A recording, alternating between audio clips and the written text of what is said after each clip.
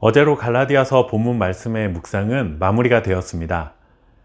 물론 한 구절 한 구절 정확한 의미와 해석을 하면서 상세하게 그 의미를 살펴본 것은 아니지만 그래도 갈라디아서 전체를 조망해 볼 수 있었던 시간들이었고, 또한 책 한 권을 마무리할 수 있다는 것으로도 우리 모두가 보람을 느낄 수 있었던 시간이 아니었나 하는 생각이 들기도 합니다.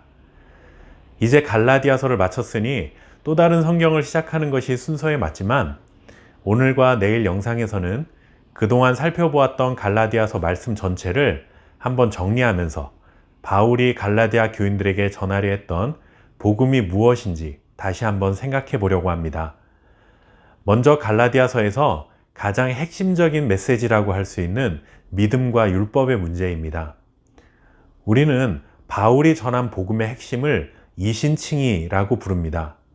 어떤 행위나 율법이 아닌 오직 믿음으로만 의롭게 된다 하는 의미죠.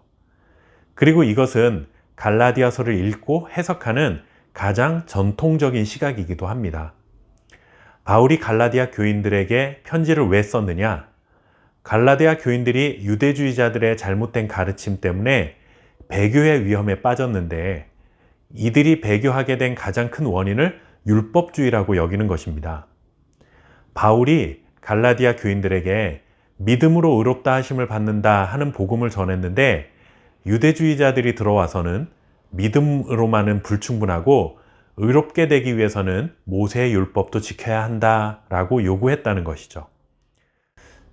그래서 바울은 이러한 것을 배교라 여겼고, 율법의 행위가 아닌 예수 그리스도를 믿는 믿음으로 의롭게 된다는 가르침을 다시 전해 주었다 하는 것이 갈라디아서를 보는 전통적인 시각입니다. 그러나 지금까지 저와 함께 갈라디아서 말씀을 묵상하신 분들이라면 바울이 이런 의도로 갈라디아서를 기록한 것이 아니라는 사실을 깨달으셨을 것입니다. 만약 전통적인 해석을 따른다면 갈라디아 교인들은 율법을 아주 잘 지키려 했고, 바울은 그렇게 율법을 잘 지키는 갈라디아 교인들을 향해 율법을 지키는 것은 잘못된 것이다 하고 꾸짖는 것이 되고 맙니다. 그러나 오히려 갈라디아서의 결론부에 다다를수록 분명해지는 것 한 가지는, 바울은 율법을 잘 지키는 갈라디아 교인들을 꾸짖은 것이 아니라 그들이 율법을 지키지 않았기 때문에 오히려 율법 전체를 지킬 수 있어야 한다고 가르쳤다 하는 것입니다. 그렇다면 갈라디아 교인들의 잘못은 모세의 율법을 잘 지킨 것이 아니라 그들은 할례를 받으려 했고, 그리고 유대 절기를 열심히 지켰고, 그리고 식사 예절법을 지키려 했습니다. 그런데 그것이 전부였다 하는 것이죠. 그들이 말하는 율법의 행위라는 것은 하나님께서 모세를 통해 주신 율법 전체가 아니라 외형적으로 자신들의 신앙을 자랑할 수 있는 몇 가지를 지키는 것에만 혈안이 되어 있었던 것입니다. 그러면서 정작 율법이 지향하는 율법의 가장 중요한 정신인 사랑과 정의로운 삶에 대해서는 관심을 갖지 않았던 것이죠. 이것은 잘못된 선민의식으로부터 비롯된 잘못된 신앙입니다. 하나님의 말씀에 대한 순종도 없고 하나님을 경외하는 마음도 없는데, 그저 자신들은 율법에 따라 할례를 받은 혈통적인 아브라함의 후손이 되었기 때문에 당연히 하나님의 자녀요 천국 백성이라고 자부하고 살아가는 잘못된 것이었습니다. 바울이 지적하는 것이 바로 이것이었습니다. 할례를 받았다고 해서 자동으로 하나님의 자녀의 신분을 갖게 된다는 것, 그런 잘못된 선민 사상을 버리라 하는 것이죠. 그러면서 율법이 지향하고 있는 목숨을 다해 하나님을 사랑하고 내 몸과 같이 이웃을 사랑하는 삶에는 관심을 두지 않는 것에 대하여 지적한 것입니다. 우리도 마찬가지입니다.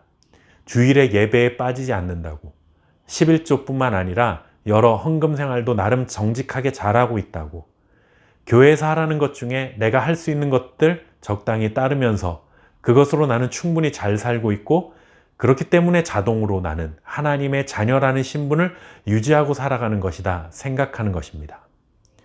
그러나 그것은 신앙이 아니라 배타적 선민 사상입니다. 믿음을 가지고 살아간다면 목숨을 다해 하나님을 사랑해야 합니다.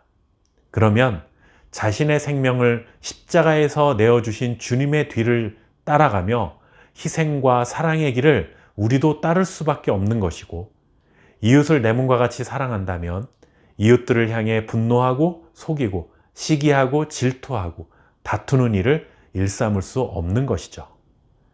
그런데 우리는 이런 것들은 오히려 우선순위에서 차선으로 밀어놓고 겉으로 보이는 신앙의 행위에만 더 중요하게 매달리는, 그러고 또 신앙생활하고 살아가는 경우들이 많다는 것입니다. 그렇다면 바울에게 책망들었던 갈라디아 교인들과 우리가 다를 바가 없는 것이죠. 순종 없는 믿음은 진짜 믿음이라 할 수 없습니다.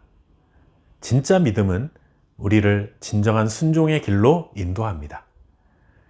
주님은 우리가 순종할 수 있는 새로운 존재가 될 수 있도록 은혜를 주셨습니다. 우리는 그 주님을 믿는 것입니다. 저와 여러분이 행위 없는 믿음이 아닌 순종으로 증명될 수 있는 참된 믿음의 길을 걸어갈 수 있는 주의 자녀들이 될 수 있기를 바랍니다. 감사합니다.